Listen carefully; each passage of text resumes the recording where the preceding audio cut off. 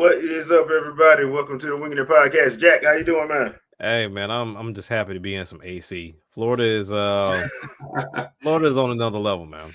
And Florida's on another level today.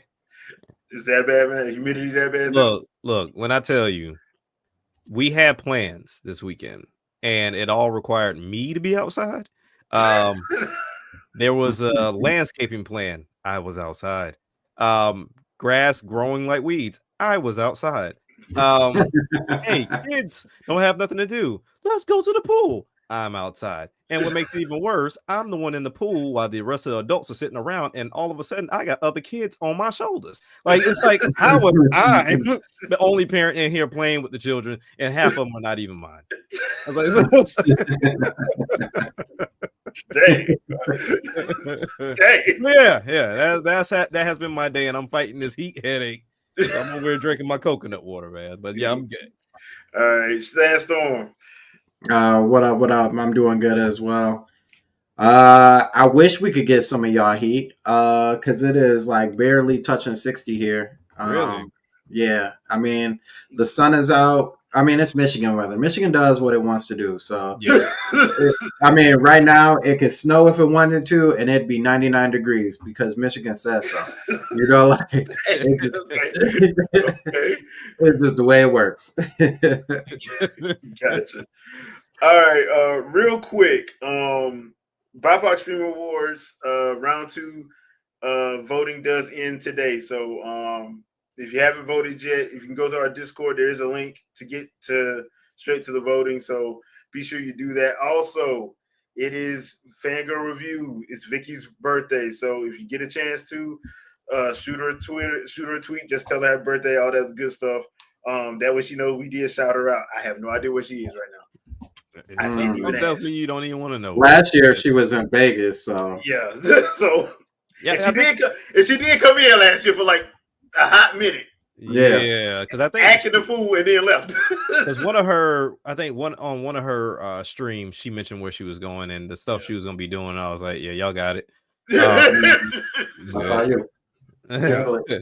So if y'all get a chance to, please give her a happy birthday. So, all right, what I've been playing, I jumped back into Tears of the Kingdom, just because there's something relaxing about playing Breath of the Wild and Tears of the Kingdom. Sometimes it's just something relaxing about it, and I kind of needed that after this week.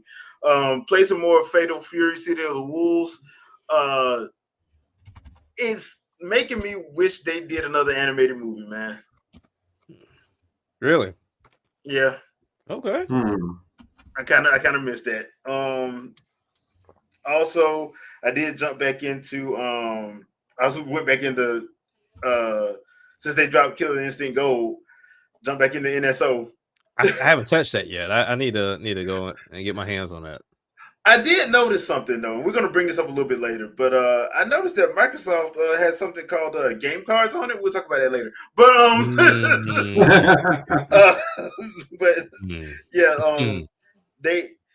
Killer Instinct Gold plays pretty smooth. It does. I hate the N64 controller was great for first-person shooters and action adventure games and RPGs. It is not good for fighters. Really? And I'll leave it at that.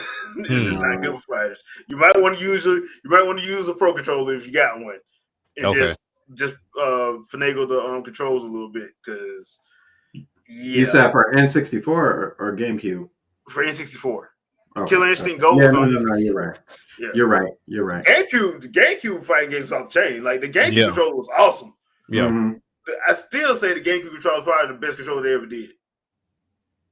Hands down, in my opinion. Which is wild because with them continuing to bring it back and people buying it lets you know that other people do agree, but their controllers don't ever really mimic it at all. Not really. Not really. I mean, because you gotta kind of coddle third parties a little bit. So yeah, it's ironic. It's ironic because you hear a lot of people being like, "Oh, the GameCube is the best controller," but if they made another controller exactly like the GameCube, they'd be like, "Oh, it sucks. Yeah. It's only got one thumbstick. There's a Z button over it. You like all the complaints would start coming. Why is this bigger than the other button? Yeah, like, bro, just come there and have fun. So yeah, there is that. So Jack, what about you? What you been playing? So me and the kids have jumped on Power Rangers Rita's Revenge.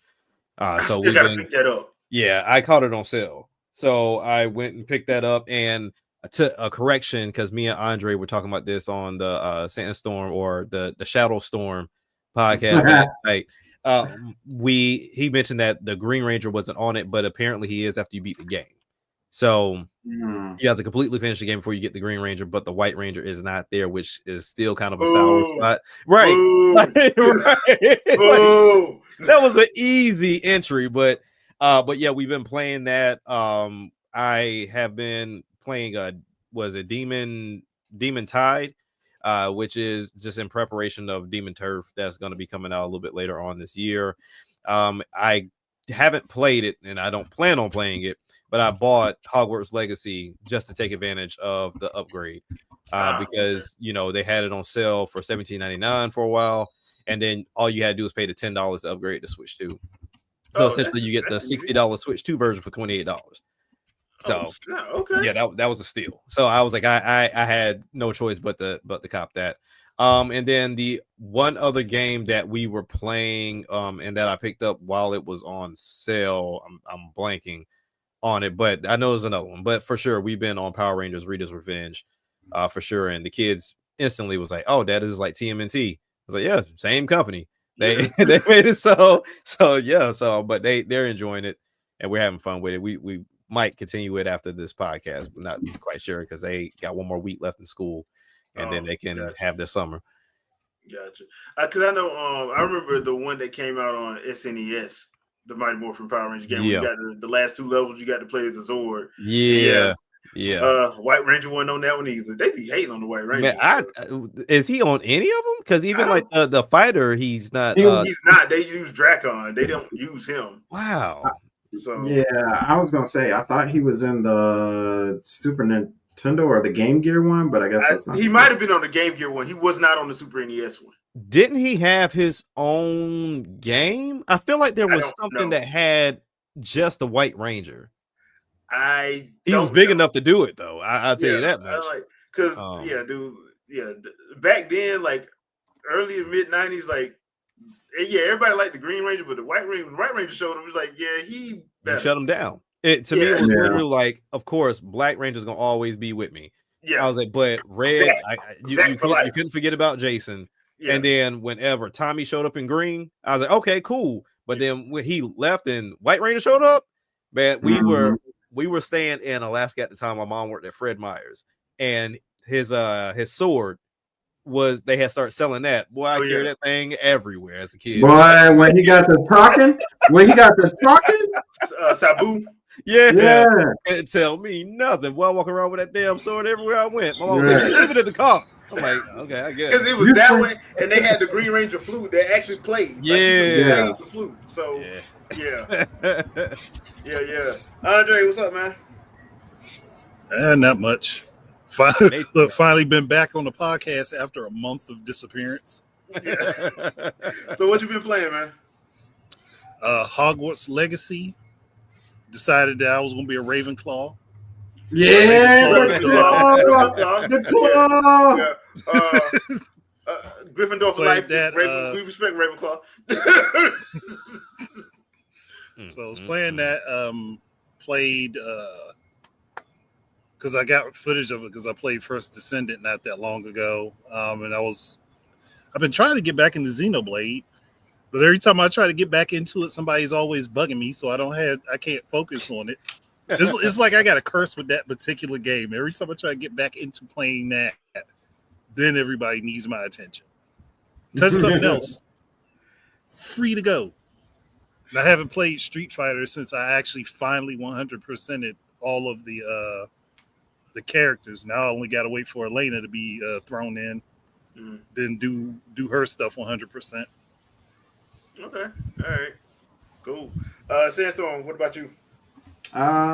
So, I I had a little stint with the key cards, or virtual cards. I don't want to talk about that again. But I played Tales of Vespera. It's still doing the tropes that I hate. I'm so close to getting done, and I feel like will feel the most relief when I'm actually done with that game. Not because the story was the greatest, but because I don't have to worry about the tropes anymore. To be honest with you, I am also playing Monster Rancher 2. I've been focusing more on 2 than 1. I don't know if I really want to play Monster Rancher 1 because I feel like that's the downgrade, and the first game I played was Monster Rancher 2. But that game is so much fun. So much fun. So much fun.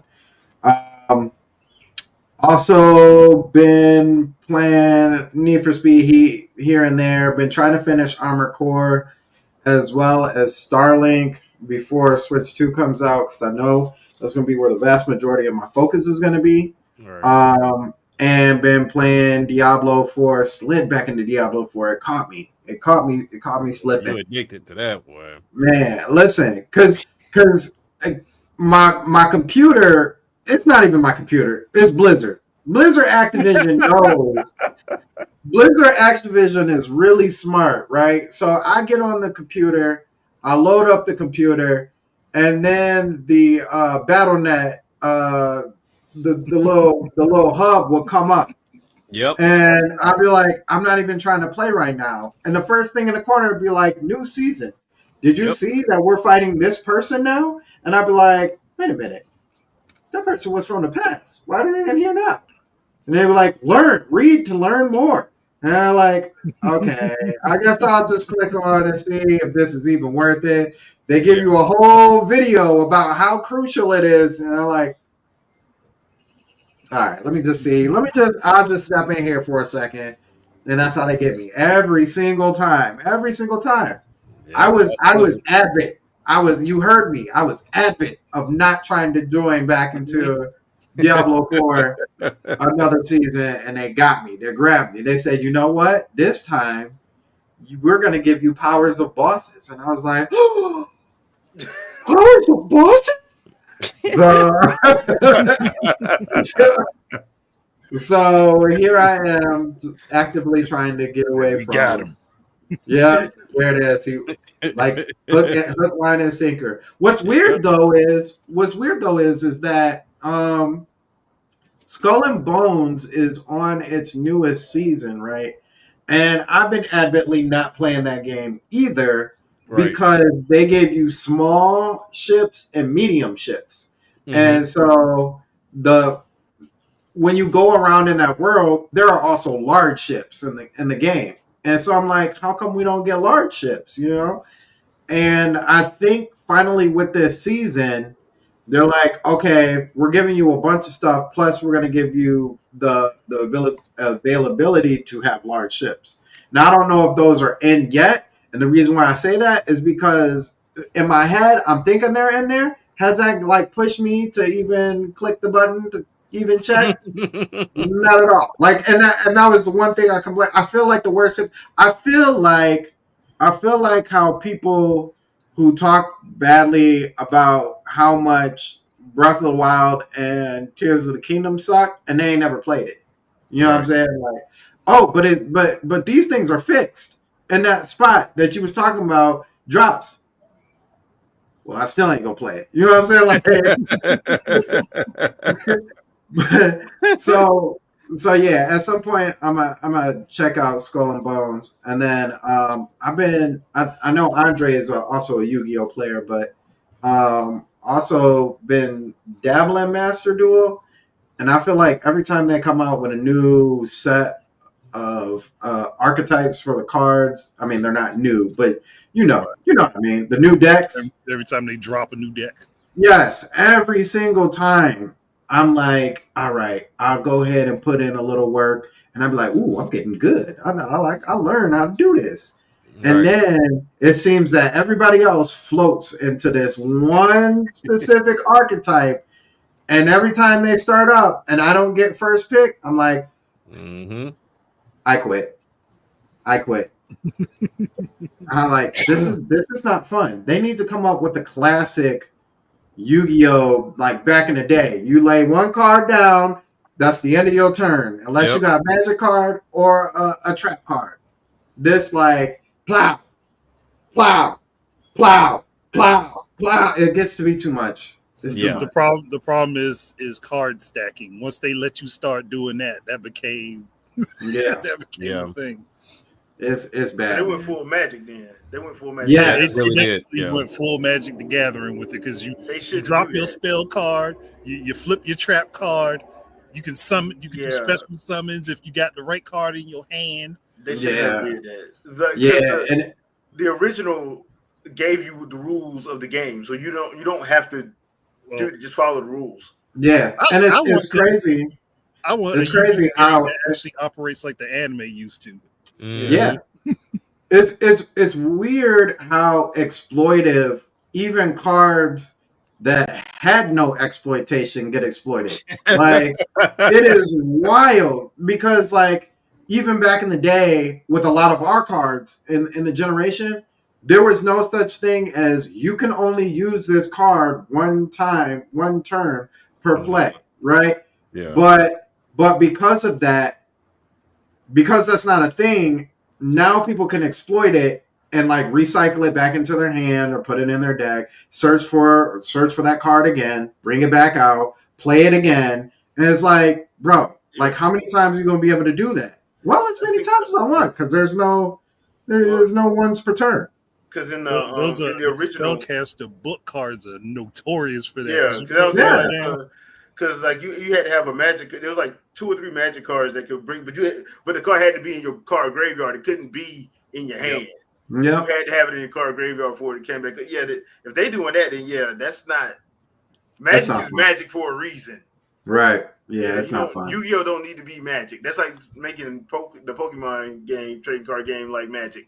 Well, it sounds like they both have the same issue to where, like, if Yu-Gi-Oh's doing that, Pokemon has the same problem of you're going to continue to add cards, and so therefore you're going to keep creating new rules and new ways for them to fit. And at some point, it's like just be creative in other ways because the more you keep adding, the worse it's going to get.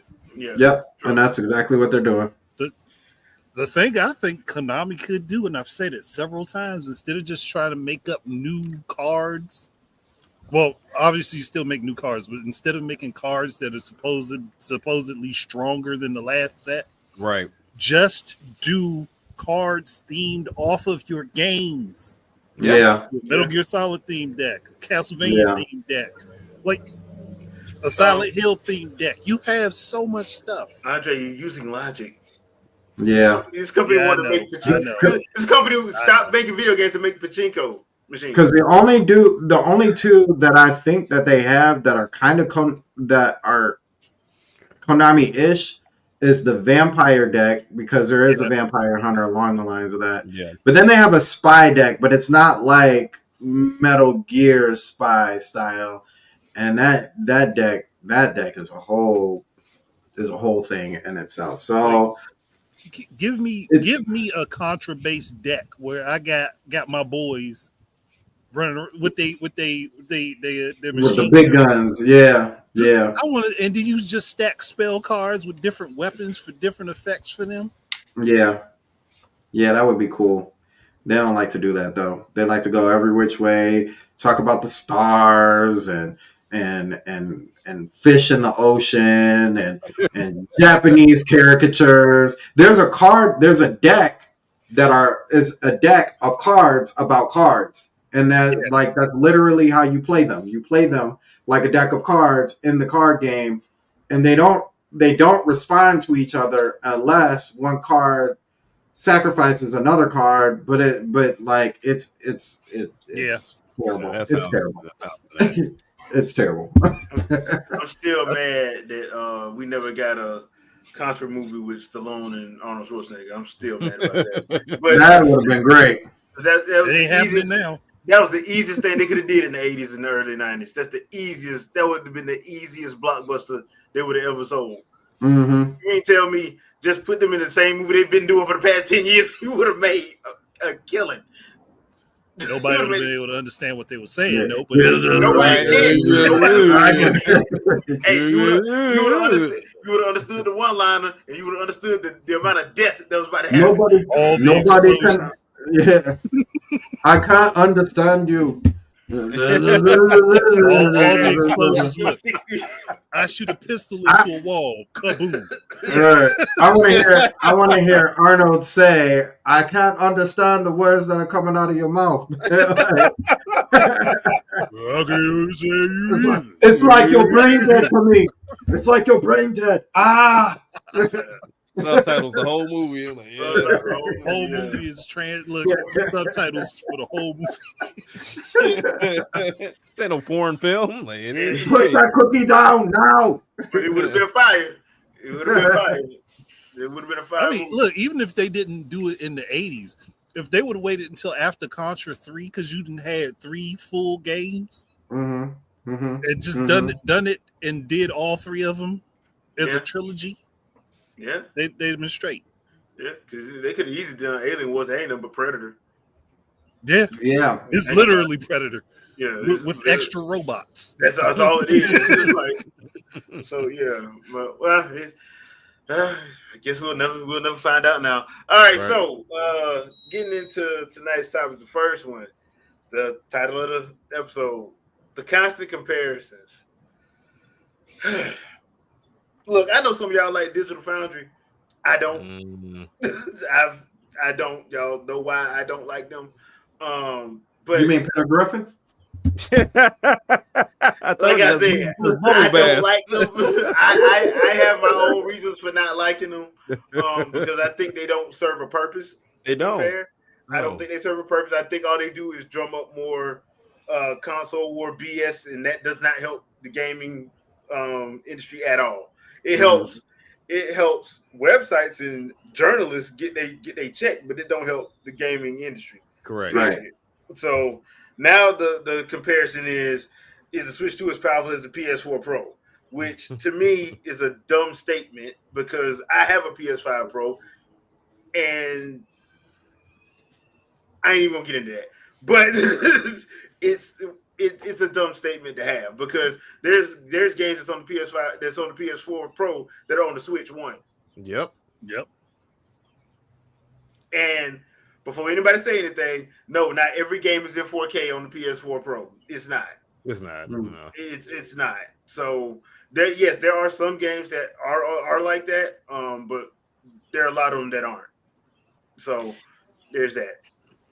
Yeah, it comes down to like you start questioning, are the content creators actual gamers? The same way we talk about Suits for the companies that make the same games, trying to go for live service games and trying to copy the Call of Duties and the Fortnites.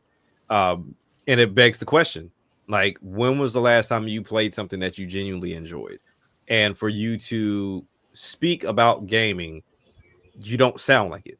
And I think that was what, I was in the chat with some of the people last night, and we expressed like unsubscribing to certain people that we did follow, that in a way they started off that way to where they sound like they were genuinely excited for the next thing. And you don't have to like everything. It's just, I don't ever hear you talking about what you do like. It's always negative. It's always something of comparison, like we're talking about, of like, well, what is this frame rate and what is this doing at this RAM and blah, blah, blah, blah. Like, I get it. There are like tech whores that love that type of thing, but I'm understanding that Digital Foundry is not trying to be that channel. They're trying to be, I don't know what they're trying to be at this point, because if you were at this point, Digital Foundry is just trying to cause outrage and get clicks. Yeah. It seems to be the case, because if you were like, let's say you were they were a PC channel and their whole thing was, okay, with this GPU and this everything that we have in this rig, this is what this game can run at, and this is going to be our points for these videos. They don't do that.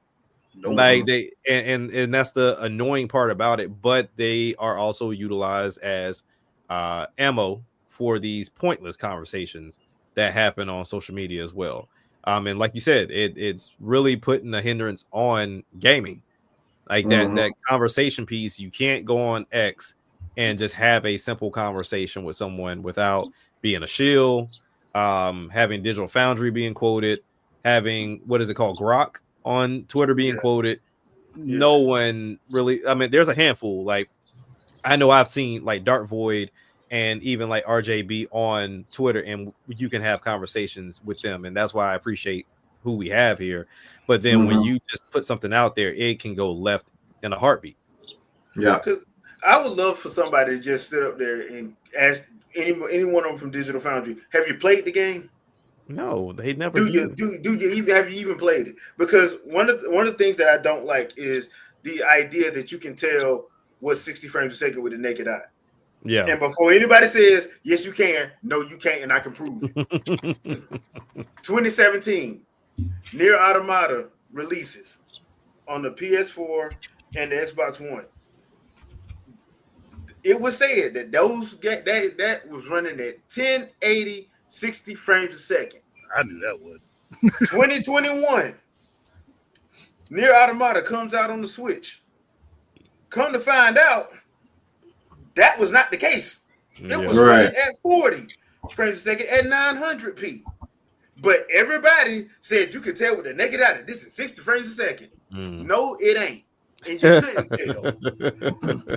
We had this discussion, and I think Jack, you was on there, and Andre, you was on there when Steam Deck came out and stuff was supposedly 60 frames a second is standard. All of a sudden, but 40 frames is fine.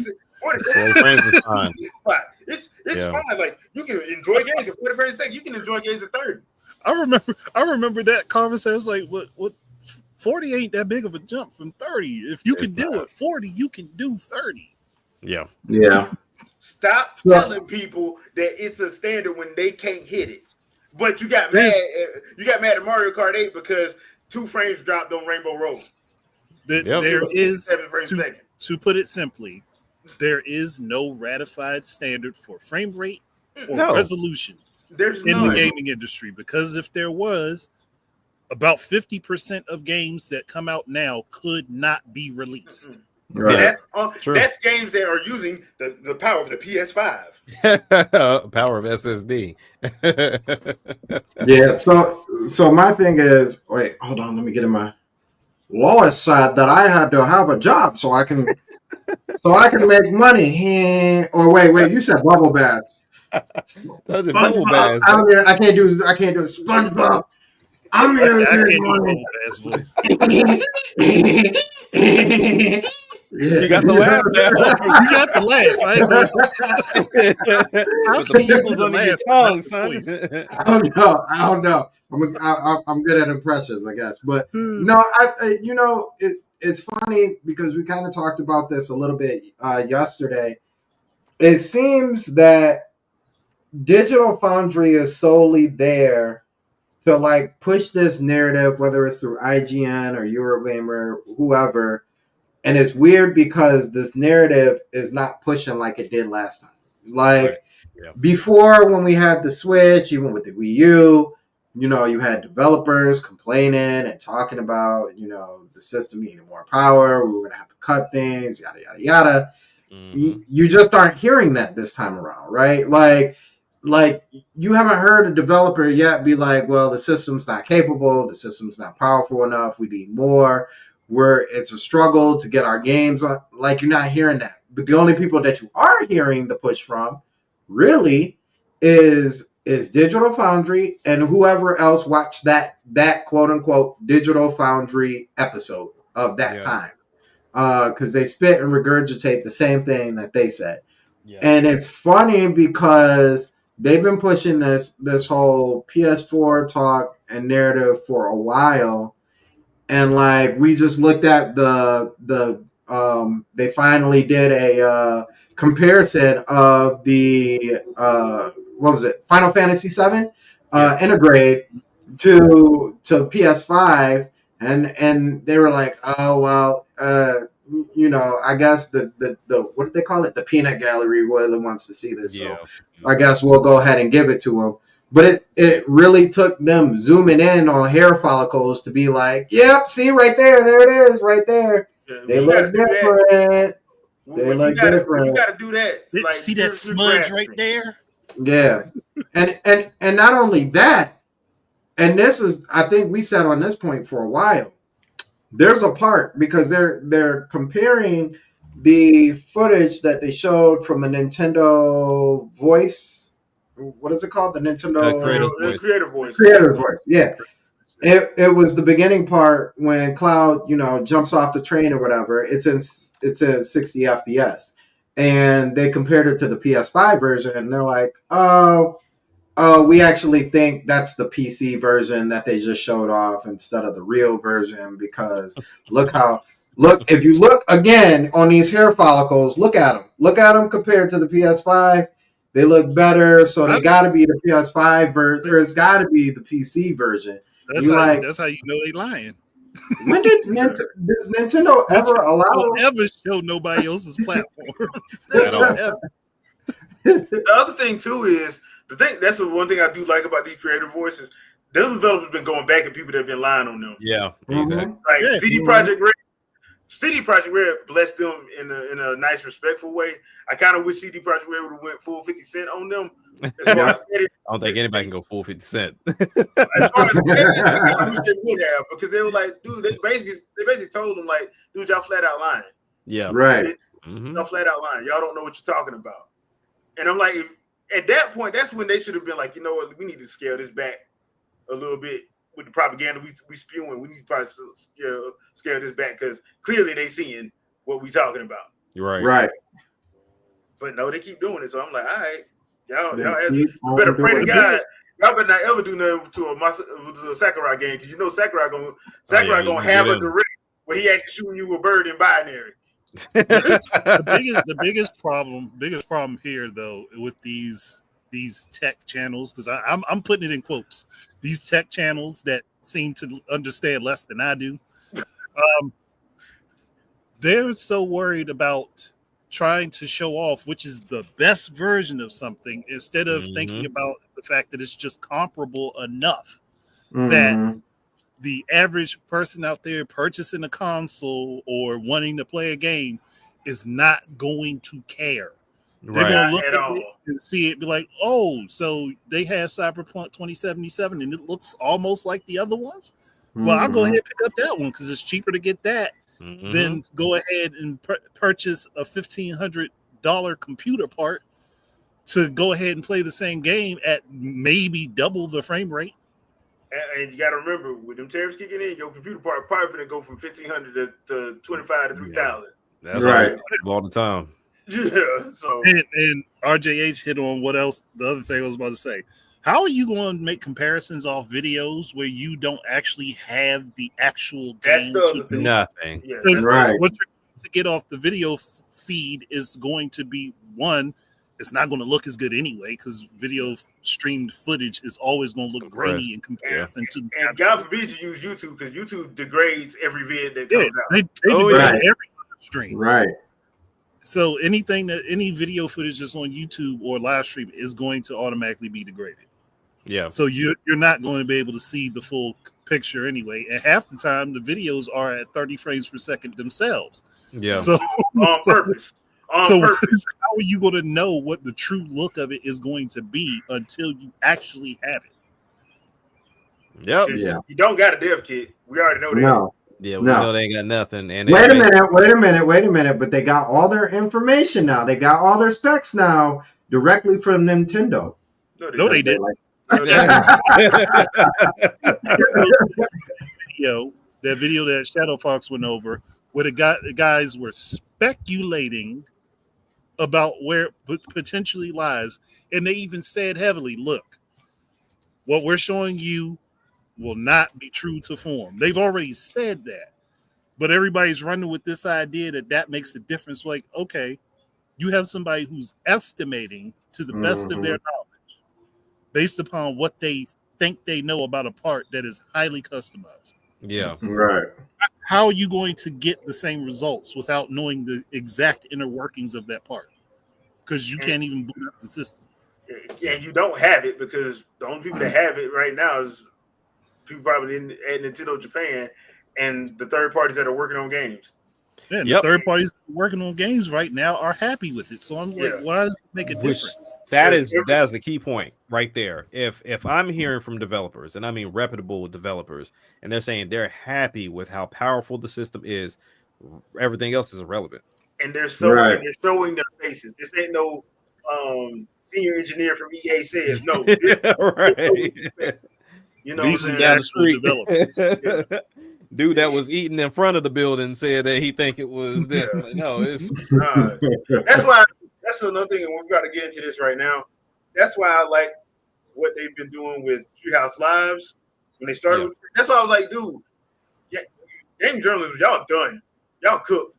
Because Yeah. once they started lives, look at what everybody started saying after Treehouse Live started going. Even the people that can't stand Nintendo started saying, "Why don't we see gameplay on our Yeah. on our trailer?" Mm-hmm.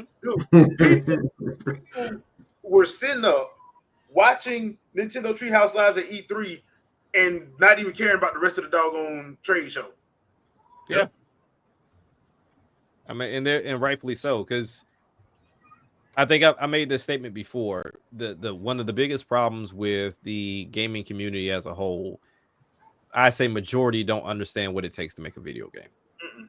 And so you're arguing and fussing and communicating based off of this ideology that you do because some content creator knows somebody that they can't name about this particular device that isn't out and the specs that they heard about. And then they show for Right. whatever reason. Because Right. there's no way for you to eyeball any video game. Like even the simplest of games, you can look and say, oh, okay, this should run fine. Like for example, one of my favorite platformers from last year or the year before was Tiny Kin. Tiny Kin is a very simplistic game. It's not this huge open world game. Each level is in like a certain room of a house and is 2D characters in a 3D world. Shouldn't be anything difficult whatsoever. That game runs at 30 on a Switch. And really, when you look at it, it's like, why? Like it really should run at 60 like the other platforms, but it just doesn't. So it's not something that you can just look and say, okay, well, this looks graphically impressive. So yep, Switch can't do it. Yeah. You just can't do stuff like that. And it's been showcased time and time again that you really can't do it because we've seen these impossible ports that come out on Switch. And do they run on par with the PS5 and the Series X? Of course not. But at least They're not supposed to. they're not supposed to. But when we look at Switch 2, that can be possible. Now they may not look the same, but they may run the same, or vice versa. Just depends. But yeah, that's where I think the biggest problem is just the lack of education to where creator voice, at least you can hear it from the horse's mouth. If they came to you and said, hey, look, this system is powerful enough to run our game that's going to be running at 1440 at 60 or either 1080 at 120, and it doesn't, then you know who to go to, like, because they told you it could. But yeah, I mean, but it's coming out of their mouth. So I feel like these creator voices may continue along with the directs because they serve the same purpose, but in a way, same purpose. It gives the developer the opportunity to showcase their game and to talk about their game, so that way you don't have to hear it from somebody that has to chop it down to meet a word count on Twitter or do this article that most people are not going to read anyway. So what's crazy about this whole thing? As you were talking about it, I was just thinking, because they always end up doing something new. I feel like with every generation so far, but it's early in the game generation. But the crazy thing is like this could be the new thing for this generation, is getting these creator voices. But the crazier thing on that is that this can really start turning into some E3 level stuff. And what I mean by that is like, we've got showcase season next month, right? And with showcase season, you usually have like you usually have like Square Enix and Capcom, all these other people show off their stuff. And I don't know how many years we've been like, why did Square even show up for this? Like, you didn't really show off anything, or you gave us that same trailer we just saw last week, but I think it gives them an opportunity if Nintendo wants to have like an hour long showcase for showcase season allows them to squeeze in those developer pieces like, oh, here's the game. And then like, boom, now we can actually talk about the almost kind of like how E3 originally was, which is crazy. Yeah. But you get the digital version and you get that directly from them. Like you said, you don't get it from, what journalists are saying about the game and what they had to sacrifice and Digital Foundry and blah, blah, blah, blah, blah. You're getting the actual words from them. So I think, like you said, Jack, I think the voice is going to be around for a while. At least I really hope so, because I think when it starts coming to like bigger titles, or we start seeing titles that don't come other places, people are going to start to wonder why and want to see the magic that's behind it, even though it's not a magic thing. It's not a magic trick. These people just are really grasping what the system can do. So yeah, both in indie, like in the indie show, indie space, I should say, as well as like the AAA third parties. I want to see this utilized all the way around. Yeah, and I would imagine they would give one to Microsoft. Phil Spencer has been very adamant to make sure that he has expressed we're going to be there. So with their showcase coming up on the 8th, I would be thoroughly surprised if I did not see these Microsoft studios have their own creative voice for Nintendo. Well, one of the guys they might just do one anyway. Yeah, I mean, because one of the guys that was at Nintendo is over there now, Damon. Yeah. Over there.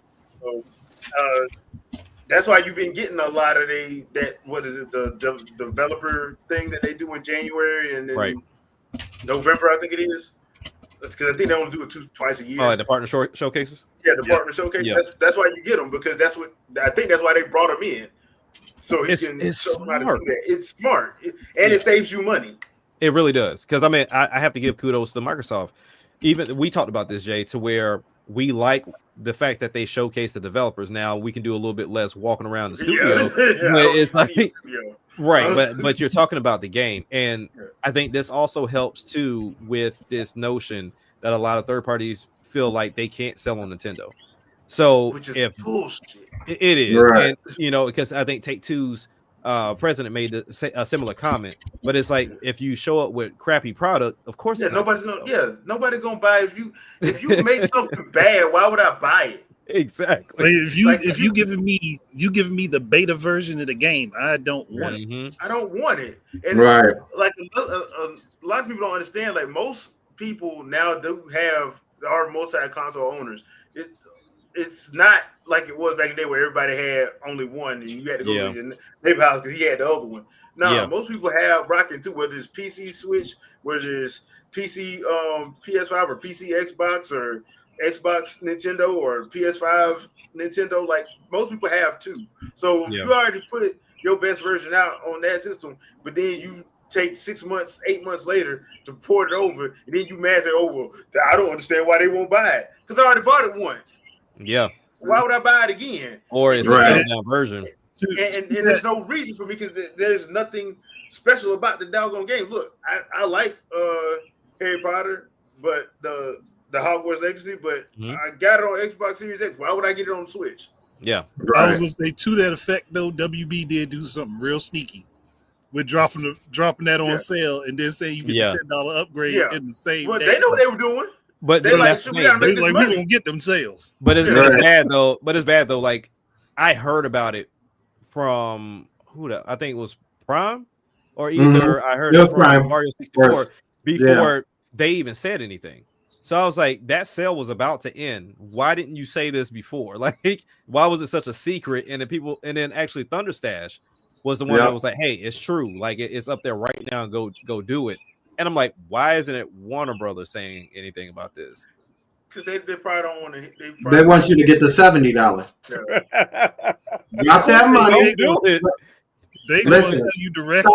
They like, look, we're going to work around this. We're going to put it. Let Nintendo put it on sale, and we're going to offer the $10 upgrade, but we ain't going to say nothing. Right. See, that's what when the PS5 first came out, they didn't say they were doing it, but they wasn't saying that you had to find it on your own. Yeah. Stop all that talking. Drop your pants. And see, J Biggs, like So I almost did the same thing with MK1 because it was on sale too. And thank goodness I didn't, because that sale was ending 3 hours from the time I was going to do it. And next thing you know, the very next day, definitive edition. Like, so yeah, thank goodness I didn't do it. Bruh, that would talk about terrible timing.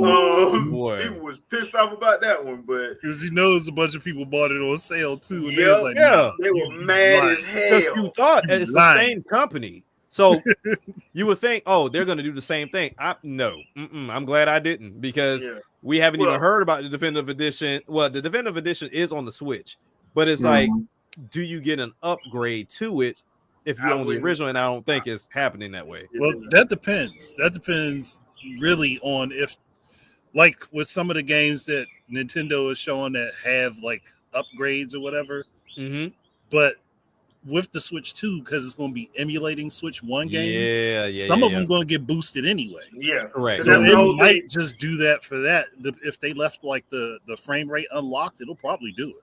Because people will be getting mad about Link's Awakening and Echoes of Wisdom. They're like, you don't Hey. have to, because it's already going to be doing It's that. unlocked. Yeah, the frame rate is unlocked, so it's going to do it on its own.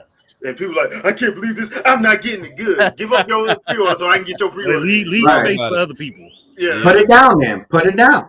Like, look, take your hand. Don't you hit that end. Take your hand off there. Yeah. Get your hand off there. So there was one thing I did want to bring up, and that was the Borderlands creator voice. And 2K, they had Randy Pritchford and they had the other guy, I can't remember his name, on there. And it was a good creator voice. I'm not knocking them. I'm even though I don't get the point of Borderlands at this point, it has a fan base following. So it does. Yeah. Hey, That's the only reason it's continuing. yeah, kudos for them for bringing the game. But they made a little comment. Pritchford made a little comment, basically trying to make it seem, I can't remember word for word, but y'all can go on Nintendo's YouTube channel. It's up there. It's only like 4 minutes. But he made a little statement, basically kind of saying that, yeah, we just couldn't, kind of insinuating that they couldn't port games over to the Switch. They couldn't make games for Switch. And I'm like, bruh. Didn't they have games? They have Borderlands on Switch. Yeah. But it was the port house that did that. Yeah. Then that means that means the port house is more talented than your regular team. Thank you. That's what I'm like, bro. I don't think I know it's probably sounded good in your head, but I don't think you didn't think that one through. You didn't think that one through, because bro, you basically just said your team ain't talented. But my thing, port house knows better than your team, man. The other thing I would say is this: I'm like, I'll put it like this: like a lot of Japanese developers, like, hey, Switch is easy to work with, just like the Wii U. They was like, the Switch and Wii U are easy to work with. It was Western developers, and then you come to find out, I think some of them just didn't. They ain't never want to work on it no way. Yeah. So it's one of those situations where, it probably was like a word of mouth thing, but I'm like, dude, you could have asked for a dev kit. You're 2K. Right. They could have easily got one if they had it. So they wanted to. You mean to tell me you're not talented enough and y'all don't have a big enough team to make something? That's what you're trying to tell me? Because, like, I don't think you probably should have said that. But it kind of rubbed me the wrong way, him saying it, and it was like, oh yeah, now because we have all this power. I'm like, so you're not. So you're you gotta not have good. power. You're not good enough to do this then. You need power to cover up your flaws. Hey. That's basically what it is. That's most developers though, but it's like, but I will say my takeaway from their creator voice, getting a chance to kind of get a bigger breakdown, even though they did a whole Sony, whatever they call it, their little directs or whatever. State of play. So whenever they did a state of play, I watched it and I was like, okay, but they seemed a little bit more excited to talk about it on this creator voice. Yeah, and that was only 4 minutes. And so I was like, okay. Well, now I'm starting to see the interest in it. Now I'll probably catch it on sale, but it's definitely one of those things to where I like the idea. Once again, it comes back down to the hardware. I like the idea of utilizing the mouse mode once again, and then also too because I don't think they announced if they have game share or not, but I imagine they would. But having game share, and then with my kids also having a Switch 2 and using one copy and be able to play online Borderlands. So I think that'd be pretty dope. But once again, like I said, it's gonna catch me on a sale for sure. I think that would be how they get the majority of their sales on Switch 2.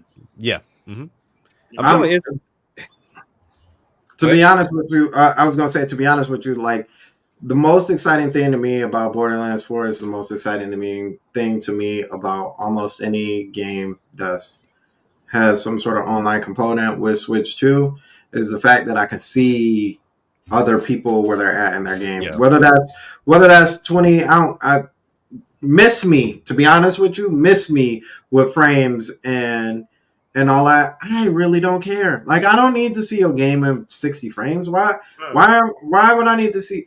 I know people are like, you defended and blah blah blah blah blah. No, I honestly don't care. Like, it doesn't. If it was there at 60 frames, okay. But would I cry about it if it wasn't? Because it's not. No, I don't care.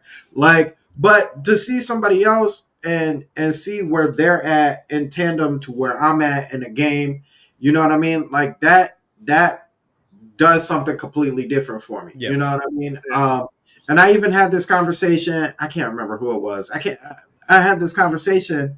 We were talking about how Nintendo has always, like, at the end of the day, been about the couch co-op. Yep. You know what I'm saying? And then even in this stance, even on this outlook, they're still about that. Like, they're still about the couch co-op.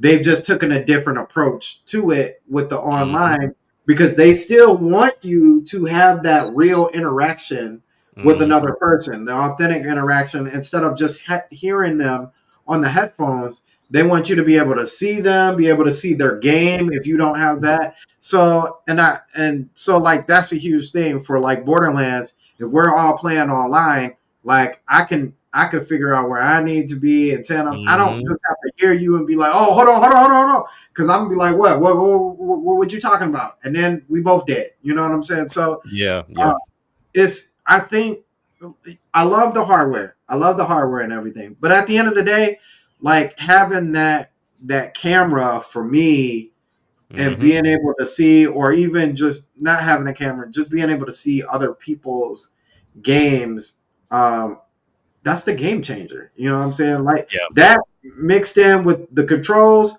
that's the game changer. I think we said this behind the scenes, Jack, yesterday, but I really feel bad for anybody else who's playing COD not on the Switch 2 at this point. Like, you got the fastest two ways to play the game. Yeah. Direct point and mouse controls. I'm sorry, Sandstorm. Are you okay with them having a gimmick? Listen. Are you okay with the gimmick?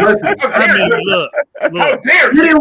Get in where you fit in. That's all I gotta say. Get in where you fit in. Listen, can we get Microsoft to come up to standard and put gyro in their controller? Man, I was just thinking about that the other day. Everybody else got it. First of all, sir, that is not a standard, okay? Yes, it is. Look, 2 out of the 3 got it. 2 out of the 3 major platforms got it, and you can use it on PC. So you can't even say 2 out of 3. Other third-party manufacturers have it in their controller. Like, I'm just saying, there's no controller on Xbox that uses it. They're still using batteries on their regular ones, dude. Come on, man. The crazy thing about it that made me think of the same thing you're talking about, Andre, was somebody had posted on Twitter one of those old videos that used to talk about what we were getting next. It was the Xbox 720 that had gyro and motion control, and you can adjust the sticks, and it never happened. They quit when Kinect failed. They quit when Kinect failed. If Microsoft wouldn't have gave up on Kinect, they'd be doing what Switch 2 is about to do. Yeah. They'd be doing it and far more advanced. You want to know how far they could have taken it if they would have kept up with Kinect? You'd be actually able to box each other playing the Kinect game right now online. Yeah. But they didn't want to do They didn't want to do it. They gave up because they got scared. Peer pressure. Well, no. What happened was they saw Marvel. They were DC and saw Marvel. Oh, Avengers can't work. Oh, snap, it did. Okay, we can do that too. Put all our people together. It don't work like that, dude. You have to plan stuff. You have to sit down, plan, think, plan, execute. They did not think, plan, execute. They was trying to do in response, and that's what was the problem with the move. That was the problem with Kinect. Kinect had some good ideas, but then you take one of your best teams, Rareware, who has games that they should have been working on, and you relegated them to that. Just avatars. So this this goes back to what we had conversations on of like where these consoles are going, right? Or where these companies are going. And we already know the writing on the wall for Microsoft. The problem I have with Microsoft is they allowed themselves to get bullied out of where they could have been going, like where they should have been rather. Because when we look at the Xbox One, to me, still hands down, like 360 was my go-to, but the one to me was the next step as far as innovation was concerned of how you game, because they understood that the attention span of people were going down the hill. Everybody wanted to multitask, whether it was, hey, look, I want to make sure I'm up on my sports, see what my team doing, but I don't want to switch the input or switch the channel for me to do that. Like having that up in a picture in picture while I'm still playing my game, because you had two HDMI plugins for that console, was amazing. When we talk about Connect right now, what Sandstorm is talking about is going to take the masses to to make people see how this is going to be a changer, but the camera and mouse controls on top of everything else that the Switch One instituted with tabletop mode and handheld, and also docking and getting that instant, reaction to it. Like this is just adding on to those things that seem like they're very simplistic, but in combination they work fantastic. Going Right. to like whether it's Call of Duty or Borderlands or whatever the case may be, one of the key things that me and my kids always run into an issue with, especially when we're doing multiplayer, we never know who is who. So like even though, like, let's say for example, like we were playing Power Rangers, my oldest son picked Jason and my youngest picked Billy. So after we're in the fight for a minute, the screen can get a little hectic, and then it was like, hold on, who am I again? And so it's like, oh, okay. And then don't even get to the point where we get into the actual Zoids at any point, or Zords at that point in time, because they don't know who they are. Now, granted, they're color coded, but they're like, I'm in the yellow one, or I'm in the blue one, and they're like, okay, but who am I again? So to have like they have for Mario Party, to where it's your face in that bubble above your character, makes a world of difference. And that's where it's gonna go. But I think Xbox got themselves peer pressured out of where they could have taken that, because they already had online locked. But then you make Connect better. Granted, you I don't know why you put Rare on that. That just didn't make any sense to me. But for you to have Connect, keep the two HDMIs in there, and then one thing that both them and Sony ran away from was streaming from the device. Now, it wasn't the best thing, but it could have been approved on. I mean, they had Mixer, but they like I said, they gave up on it. The thing, and to be completely fair, this is what happens when you have suits running things. Yeah. Because Matrick was a suit. He ain't care. He did not care. Phil is actually a gamer. Phil cares, but Phil is hamstrung because he got Papa Microsoft on his back saying, "Hey, bro, I really want to close y'all. Y'all have no idea how bad I want to close y'all. Y'all saw what I did in Nokia, right?" I'm just saying, man. I ain't trying to give y'all no pressure or nothing, but give me one good reason. Papa hadn't closed down the studio in a while. Right. And my hands getting a little itchy. Been on it a while. So if I was you, I'd walk around on eggshells. Right. Looking like Doc at the end of Tombstone. Shay win. Shay win. I live off of pink slips and employee tears. I'm gonna need you to go ahead and make this happen before I go ahead and change my mind. Oh, y'all came with Game Pass? Damn it. All right. I guess. You got me, boy. Ooh, you got me. Ooh, boy. All right. Yeah, I'll come out and do this stupid doggone presentation you got. Yeah. You ain't got my software or my money. I'm killing you and him. And it better work in Azure. And if it don't work in Azure, ooh boy, if it don't work in Azure, I swap alone. Like, bro, like, dude, that's what I'm exaggerating, of course. But that's what I think, like that. when Phil Spencer took over, he was already behind the 8 ball. Yeah. So I kind of felt bad for him. And like, look, you're gonna have your people that hate Microsoft just for existing, and it is what it is at that point. I'm not even arguing with nobody no more. If that's how you feel, that's just how you feel. Leave me out of it. But the fact is, I think like what happened was, especially with gaming, especially that 6th generation, Microsoft always had Microsoft money. Sony thought they had Microsoft money. Nintendo knew like, hey, look, man, all we got is our games. That's all we got our name on is our games. That's it. Our most important aspect is our IPs. So no, you can't have them. And yes, if you make this doggone dating app for Smash Bros, we gonna shut it down. That's so crazy, bro. Like, I didn't know that existed. I didn't either. I'm like, y'all are stupid. So like, why would you do that? So they have to protect their IPs because that's their most cherished asset. You know what I'm saying? For them. Sony had that at one point, but they were like, well, we got money too. We're a conglomerate. Microsoft like, okay, your name is not Apple. Whatever, dude. Oh, that's yeah, cute. buddy. Okay, buddy. Y'all finna go in Who are you again?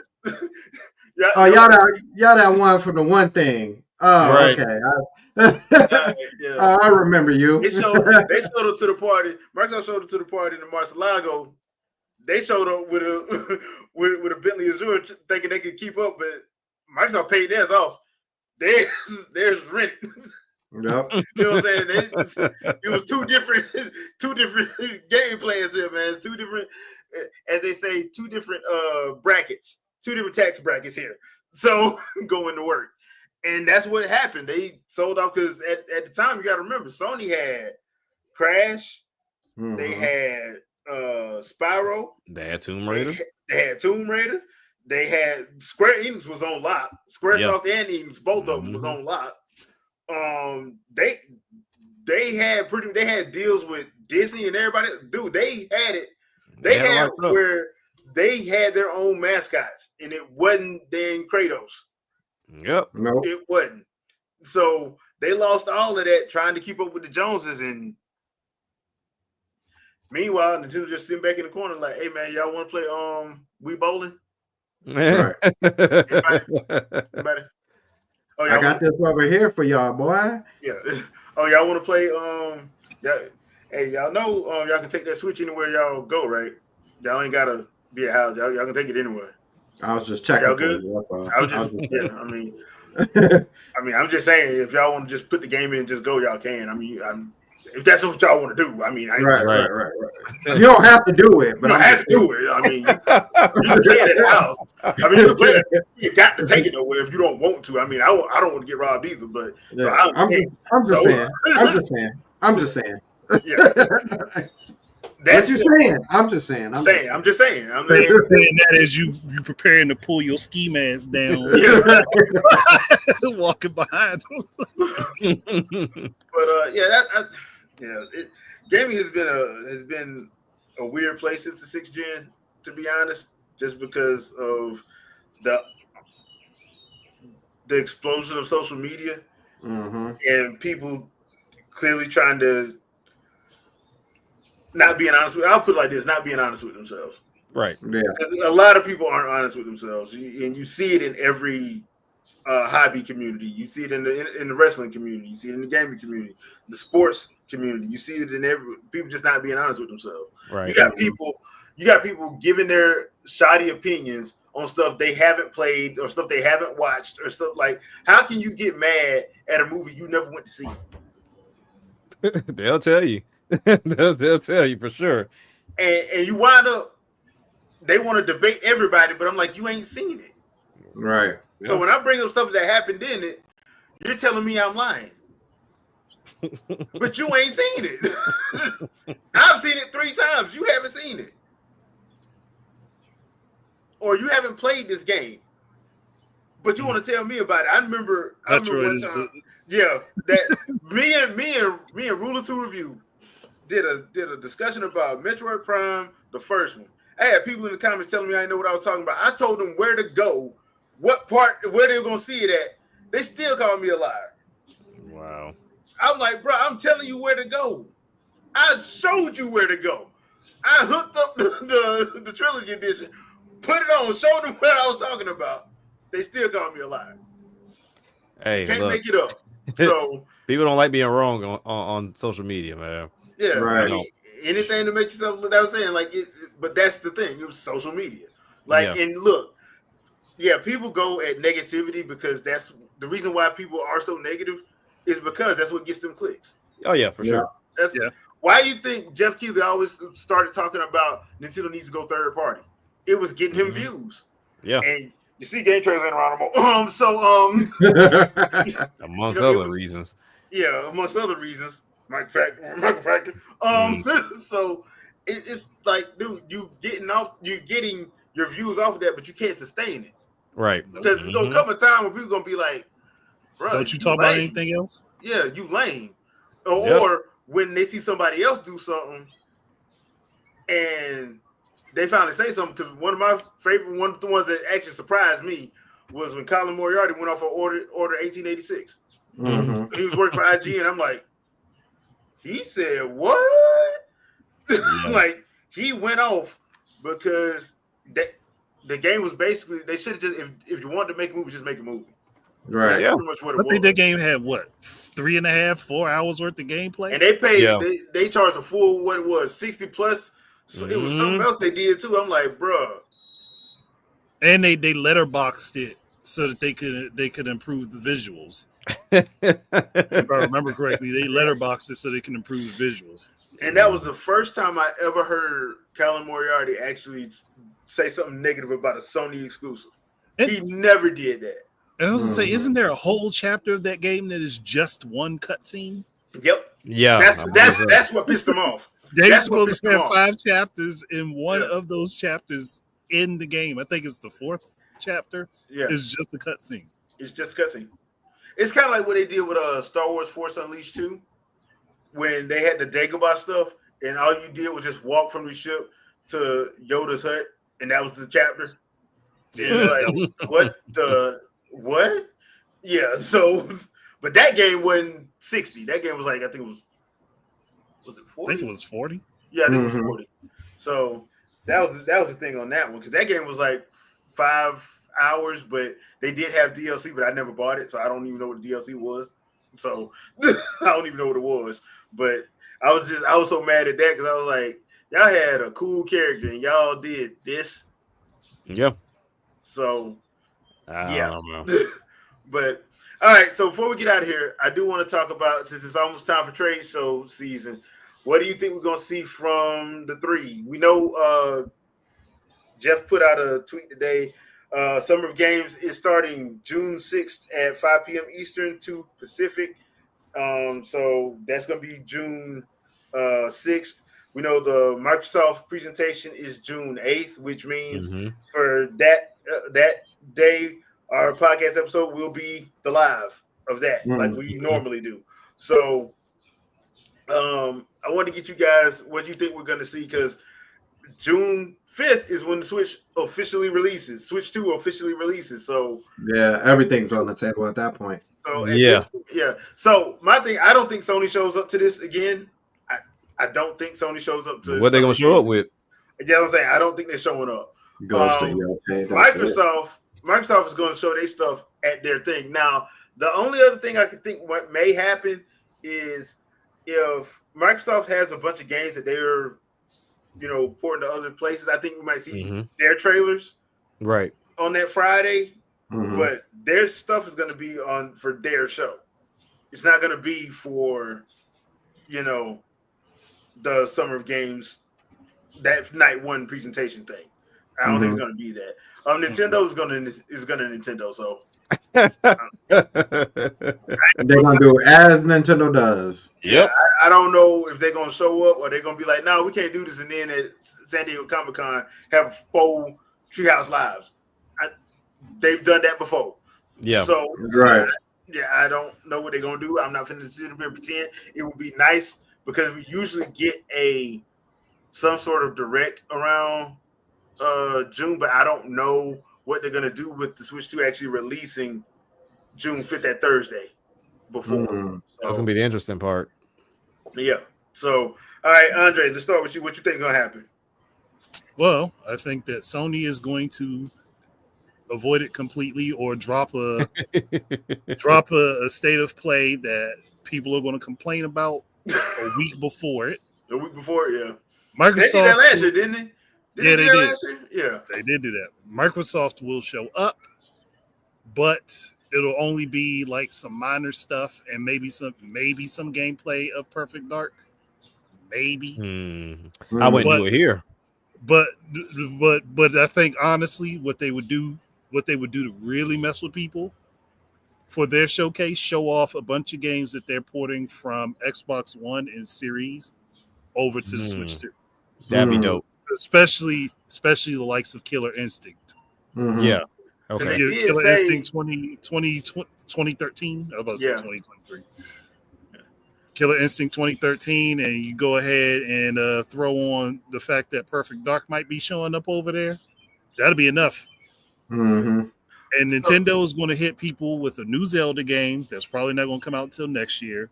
We're going to see more Pokemon. We'll see more Mario Kart.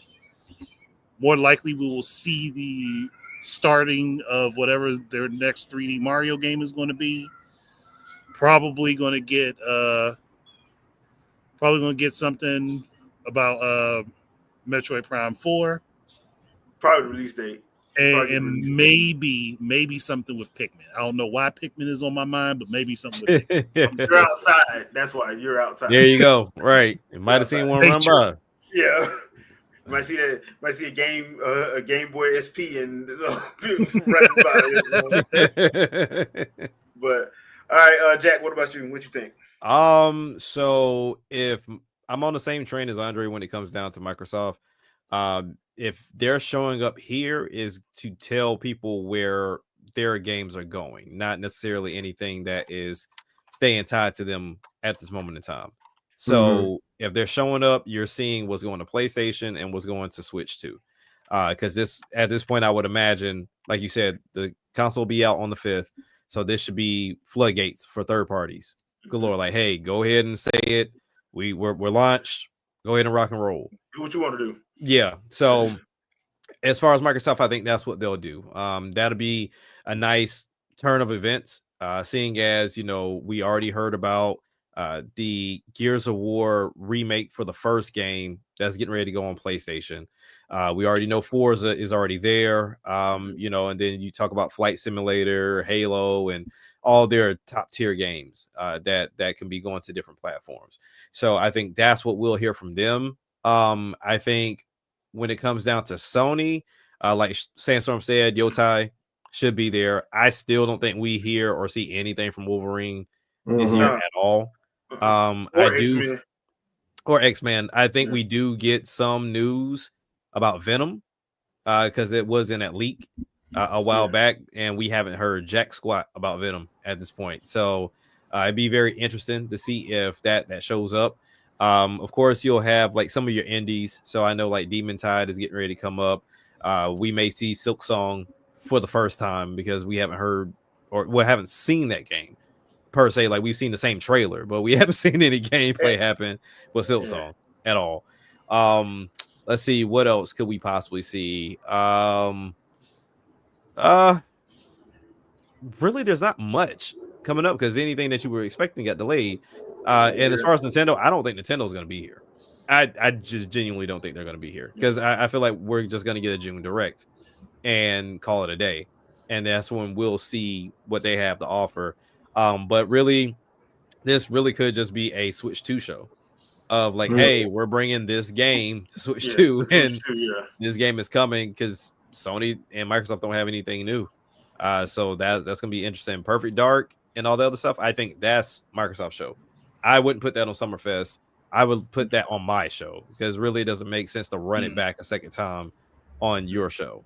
That's the only Microsoft game I put on that show is Everwild.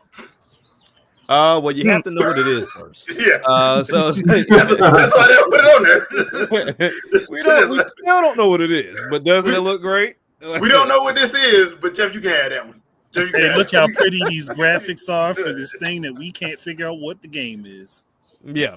So Stick to I that. don't think there's much Jeff has for this. We'll probably see trailers of games we already know about that haven't released. World premiere. Yeah, he's gonna destroy that. But really, because I can't even remember the last Summerfest. I don't think it was anything that crazy either. It wasn't because he was mad because they all pulled Remember, out. he gave that speech because he Yeah. was ticked off. Oh, he wanted to Remember, leave it in. they Yeah. all pulled Okay. out. Like Nintendo was gonna be there Pause. no way. Yeah. But Sony pulled out, and Microsoft was like, "No, we ain't coming to yours. We doing ours." Yeah. They had already did theirs the Sunday before, So they had already did it. question with that then: has anybody said that they're not showing up this time? Not really, but going by what Nintendo's doing, I'm like, there's no reason for them to show up because number one, they got a console they're getting out. Right. Which is nuts because I was just about to say too, this is the day after. Yeah. People still gonna be riding high. I'm playing Mario Kart World like this. They'll probably be playing it while that's on. Yeah. So this is gonna be somebody with their TV got the Summer Games Fest on. They switch two in their hand or in tabletop just playing it. Which brings me back to my original point. Microsoft had this figured out. Imagine you had Game Fest in the little PIP and you playing the game. Just saying. But anyway, in that situation, Nintendo, there's no reason for anybody to be here. No, because I just hope we don't have to waste another 20 minutes of him crying about it. Like, dude, this is your fault. You're the one that was trying to take victory laps when E3 folded. That was you. Right. Yep, dancing on E3's great. Yeah. And then when people called you out on it, you try to pretend like you weren't doing that. Yeah, because I'm okay. So real quick, so it looks like, and I'm only going to call out the ones that were worth calling out. So I'll give the nod to Horizon Adventures. I'm not even gonna mention Star Wars Outlaws.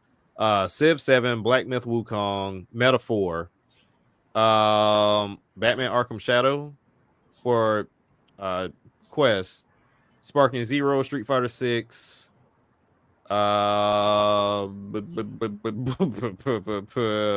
Sonic and Shadow. It looked kind of spooky last year. So, hey, Jeff, hey, do your thing, brother. I'm all about consistency, even if you don't have nothing. Right. Death Stranding 2 might be there. Man, Kojima don't want to be nowhere near Jeff.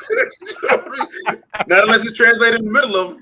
Yeah, this point, he might be two translators. They got a restraining order. Yeah, that's. But then when the big homie Joseph come, he don't want to be on stage with him. And he the one that's giving him great. He ain't trying to be on stage with him. Yeah. Joseph be out there giving him love and attention, and he don't want none of it. None. You hear me? Those would be straight up aggressive with it. I mean, but it looks like so looking at the site for Summer Game Fest, it's almost like they're advertising the Xbox Showcase as if it's part of the Summerfest. The only reason why I think he can do that is because it's on that Sunday the 8th. If it wasn't, like I said last year, it was Sunday before. So I was like, okay. So basically what he's doing is, hey, we'll do our presentation, our opening night live that Friday, because he already knew they were going to do it on Sunday at their theater.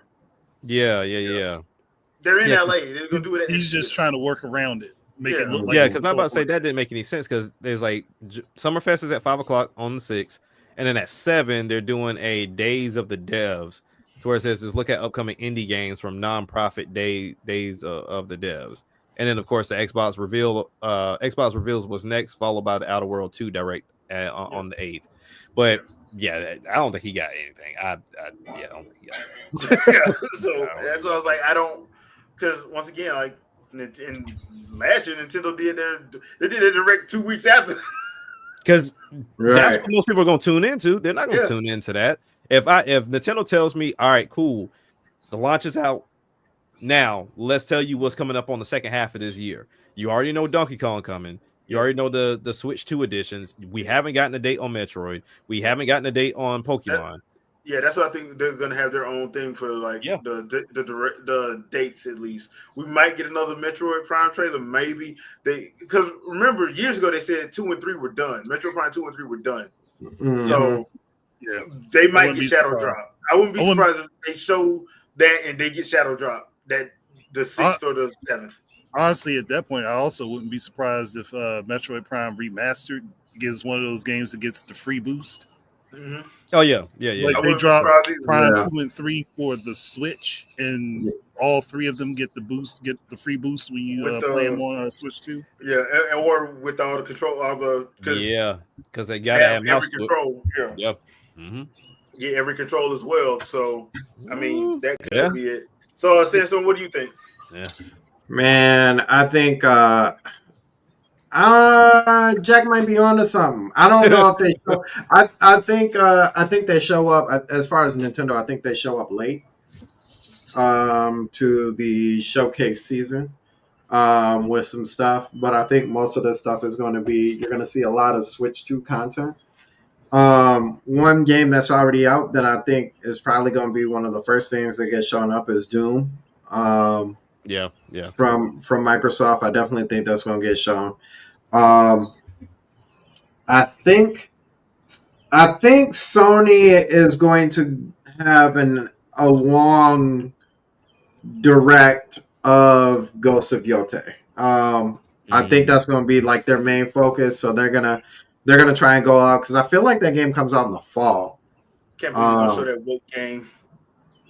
I mean, it's going, but either way, they're gonna show off that as heavy as possible.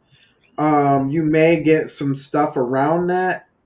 They could also show off Phantom Blade Zero since we haven't heard about that in quite a while. Yeah, that's been super quiet. Yeah. Yeah.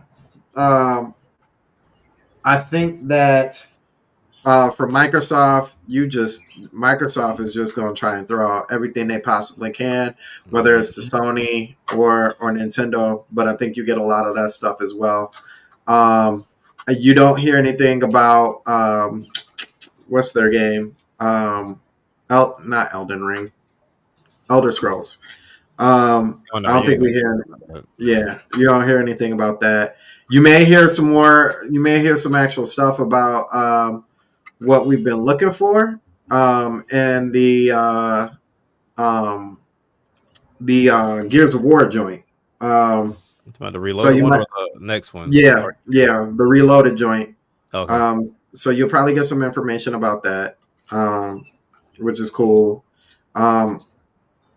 But other than that, I think like from Capcom, Square Enix, Bandai Namco, there's going to be a lot of either older ports, or you're going to start getting stuff from this generation, from the ninth generation, that are going to finally move over. You may get the Red Dead Redemption 2 stuff. I know a whole lot of people are talking about that. You may get that. You may get. We'll see Call of Duty. I think we'll definitely see Call of Duty. I firmly believe that we'll probably see Doom 4 or Doom 4, Diablo 4. I think they're going to show it for Switch, especially the control side as well as like the mouse control and stuff. Yeah. Let me ask you this, since you are a resident Diablo fan, you think they're gonna do what they did with 3 and bring Ganondorf over? Ooh. Oh, do something special for them? So it's like have Samurai Tears of the Kingdom Samurai Samoan. That'd be dope. Ganondorf. That'd be dope. For the as much as I would think that they would, I think they would pick somebody different this time. Yeah, because as a matter of fact, one of the things that they're doing he is now, different because he's a samurai. Technically, he's a samurai and he's Samoan. So he got the Samoan Samoan Samurai Gammon. Yeah, Samoan Samurai. Remember the bloodline. One of the things that they're doing heavy in this season actually is supporting Berserk. Berserk. So, I saw that trailer. That was actually pretty cool. Yeah, so I would not be surprised if they don't necessarily bring Ganon, but they give you the hair and the wardrobe for like the barbarian or something like that. So you can be in like the same suit. Ike from Fire Emblem. they could actually support just Fire Emblem in general and repurpose each class with with a one of Fire those. Emblem character. Yeah, Yeah, that and would be that'll cool. work. That'll work But perfectly. But do you think that's something they would try to do, since they, like I said, they did it on 3, right. where they had like Twilight Princess Ganondorf on there. So Diablo 4, I think, is selling okay. I So don't they think wouldn't it's have to do selling that. well. So it may be something to like get those extra Yeah, those sales. sales. Yeah.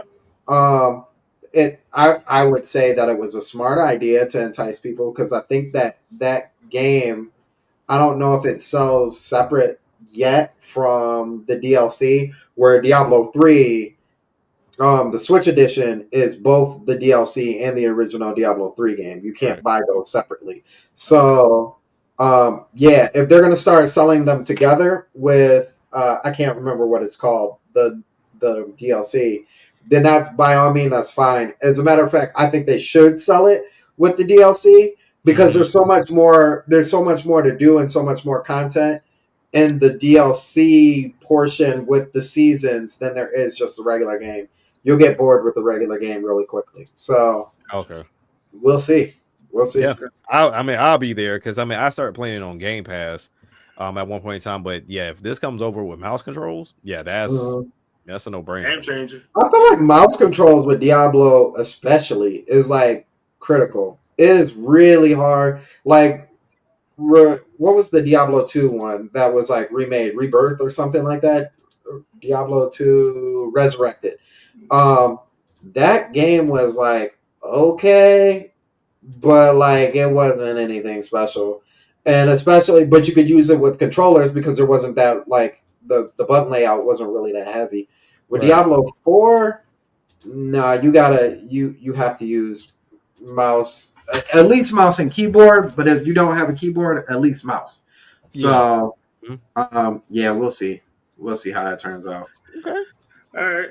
Okay, people. So that's going to do it for this episode. Thank you, everybody, for coming through. Chat, as always, y'all off the chain.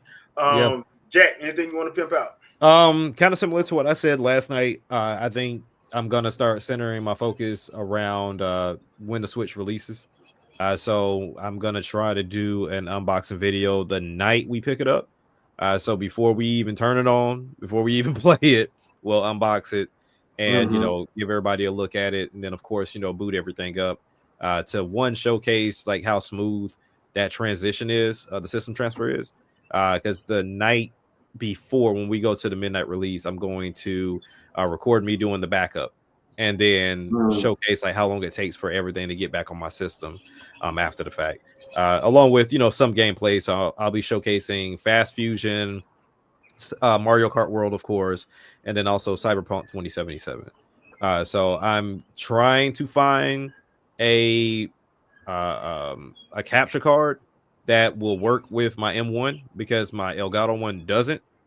So and this is just solely to avoid using my laptop that I use for work. I try to keep everything off that thing. Mm-hmm. So I'm on the hunt still.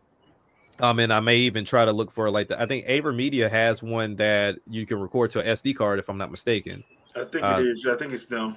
I did okay. Xboxio. I think it's Aver Media. Okay, so that way I can just plug it up and then do all my gameplay and then just do the editing after the fact, and then go from there with it. But yeah, I'll try my hand at that, just to showcase to people, how this stuff looks, how it all runs, our first impressions, and kind of get that feel from there. But of course, that has to come after the release on June 5th. But yeah, that's what I have in the works, along with another video of kind of going over games that I want to see have mouse mode, because to me this is one of the bigger pieces for the Switch 2 for me.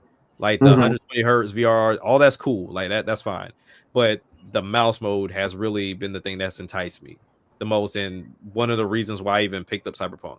Because Mm-hmm. Cyberpunk, while I had interest, I was like, I'm good. I can do it out. But being able to do those seamless transitions with the mouse mode going straight into gyro, and kind of hate that we don't have Metroid Prime 4 at launch to actually execute that as well. But that'd be pretty cool to try out and kind of see how it all looks. And same thing with Hogwarts, because I know it has mouse mode as well, but I just don't know for what.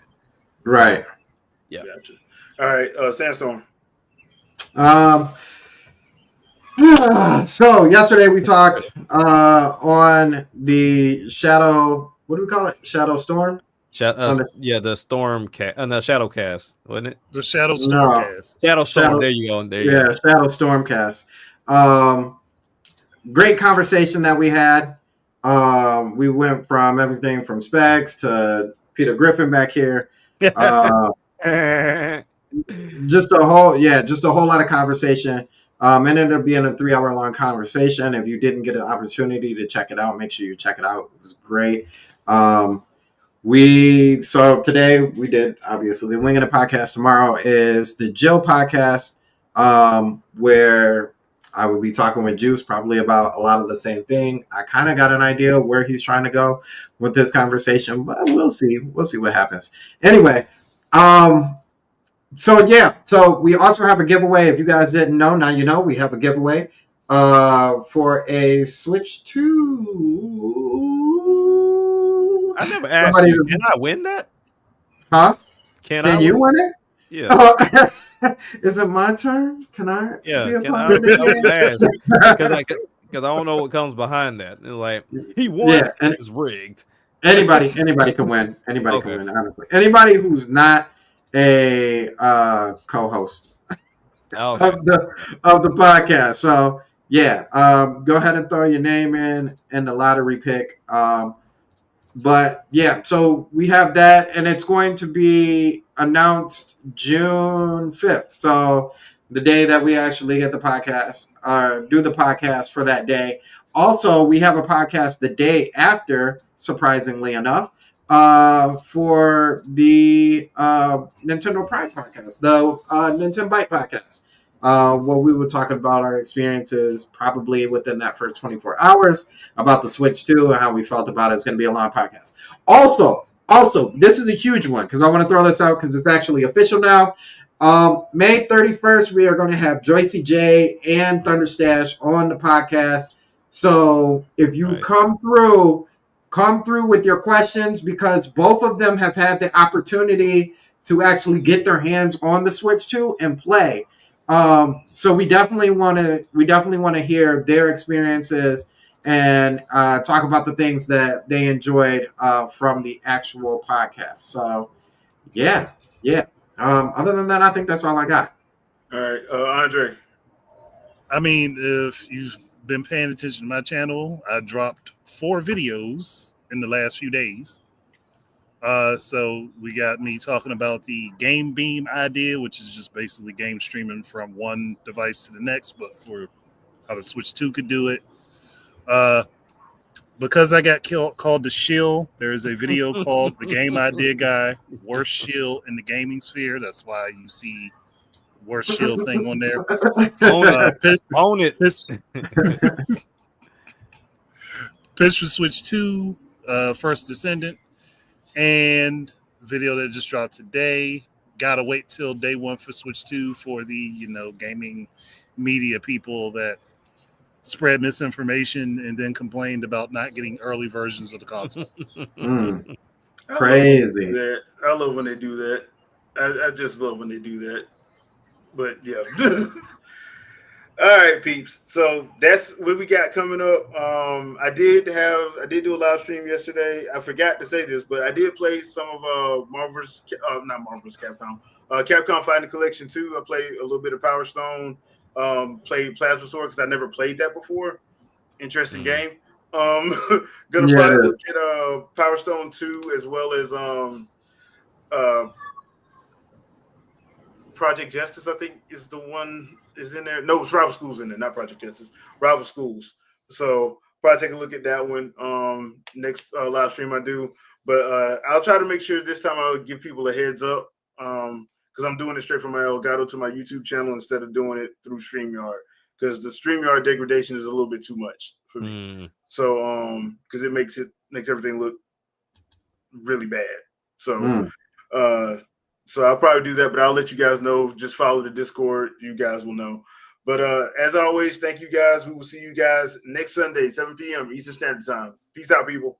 Peace. Peace.